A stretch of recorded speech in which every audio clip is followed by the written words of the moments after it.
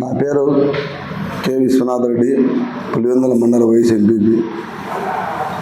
నిన్న జరిగిన గొడవ ప్రతి ఒక్కరూ రకరకాలుగా నా మీద నిందలేస్తున్నారు. కానీ జరిగిన సంఘటన తెలుసుకొని మాట్లాడాలి. ఎందుకంటే ఆదికేశవులు అనే అతను నాకు ముఖపరిచయమే కానీ వేరే అతనితో నాకేం గొడవలు లేవు. నిన్న నా ఫ్రెండు షాప్లో పోయి నేను కూర్చున్నాక అతను నన్ను చూసి నాకు ఆపోజిట్లో వెహికల్ ఆపాడు. ఆపి ఎవరితో ఫోన్లో మాట్లాడినాడో 5 నిమిషాల తర్వాత యూటర్న్ చేసుకొని వెహికల్ అక్కడ ఆపాడు. ఆపితే నేనైతే అతనితో పెద్ద ముఖపరిచయం లేదు కాబట్టి ఏం మాట్లాడలేదు. అతను నా ఎనిగి పక్క నుంచి పోయే అవతల సైడ్ కూర్చొని ఏమన్నా బాగున్నావా అన్నాడు. సరే బాబు బాగున్నా అన్నాడు. బాగున్నా అన్నాక మధ్యలో మా బ్రదర్ ఉన్నాడు. ఎందుకు బాబు పోస్టు పెట్టడం వల్ల అల్లర్లు ఎక్కువ జరుగుతున్నాయి, అన్న నీకోసమే మన చెప్పినాడు అని అన్నాడు. అన్నప్పుడు ఆదికేశవులు ఏమన్నాడంటే, అతను ఏం చేశాడంటే ఫస్ట్ తను మాట్లాడింది రికార్డ్ చేయలే, తర్వాత నేను మాట్లాడింది మాత్రం రికార్డ్ చేశాడు. టీడీపీలో బ్రోకర్లో పార్టీ అది, నువ్వెట్ట బ్రోకర్ల పార్టీ లేకపోతావు, పోయి మళ్ళీ సమర్థించుతావా అన్నాడు. ఏం మాట్లాడుతున్నావు నువ్వు అని. మాట్లాడేది ఏముంది, మేము తలుచుకుంటే నేనేమేం చేయగలుగుతాము, మా కథ మీకు తెలుసు కదా, నువ్వు పార్టీ మారి తిరగగలుగుతావా అన్నాడు. పద్ధతిగా మాట్లాడాలి. మాట్లాడుతుండగానే అక్కడున్న రాడు తీసుకున్నాడు నా మీదికి. రాడు తీసుకుంటేనే మా ఫ్రెండ్స్ ఇద్దరు ఆపపోయినారు.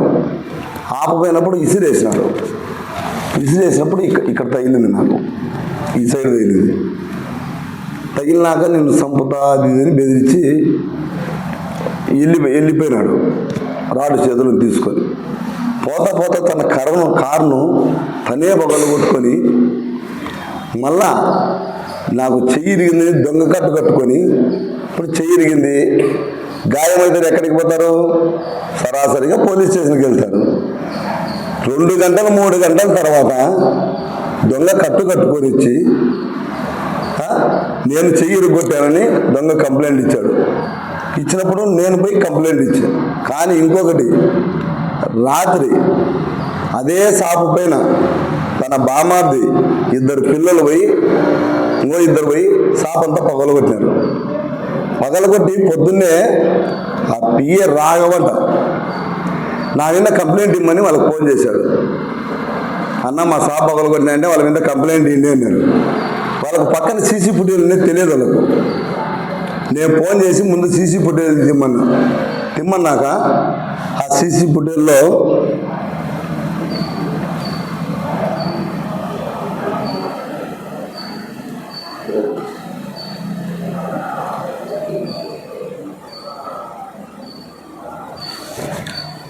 షాపు ధ్వంసం చేస్తున్నారు 10:20కి.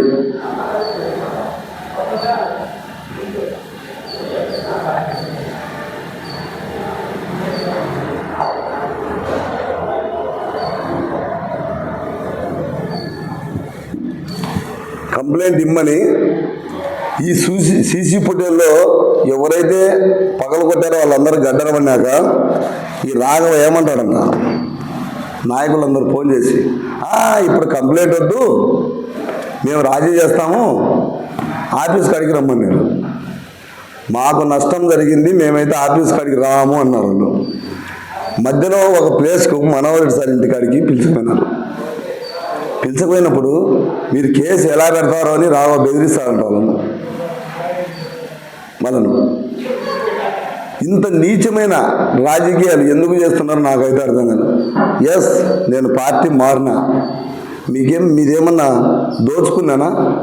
నా బాధ, నాకు ఎంత ద్రోహం జరిగింది, ఎంత అన్యాయం జరిగిందో నాకు తెలుసు, నా మనసుకు తెలుసు. ఈరోజు లేనిపోనేటన్ని నా మీద నిందలు మోపుతూ ఆది కేసులు నాకు ఏం సంబంధం ఉంది? నాకు సంబంధమే లేదు అతనికి.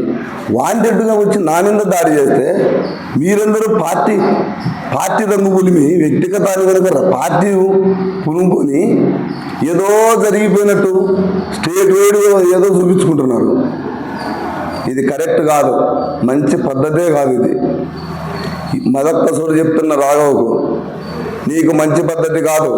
నువ్వేమన్నా వైఎస్ఆర్లు ఎట్టా వాళ్ళకు సరిపోదులే, రేపేమన్నా ఎమ్మెల్యేగా ఎంపీగా నిలబడాలని ఏమన్నా అదును చూసుకొని ఏమన్నా చేస్తున్నామేమో. తగిన బుద్ధి చెప్తాం. నా జోలికి వస్తే ఇప్పుడు కూడా చెప్తున్నా నీకు, మీడియా సమావేశం ద్వారా పద్ధతి మార్చుకో. ఏం చేస్తావు నువ్వు? ఒక పిఏ గాడి పిఏ లాగా ఉండు. ఎవడయ్యా నువ్వు? నిన్నగాక మొన్న వచ్చినవి వైఎస్ కుటుంబం చేసి రాజకీయాలు చేసాం మేము. పిఏ గారి గురించి కాదు నేను చేసింది. ప్రతి ఒక్కరు వాదించారు. ఈరోజు నిన్ను ఒళ్ళు దగ్గర పెట్టుకొని మాట్లాడవలసిందిగా కోరుతున్నాను.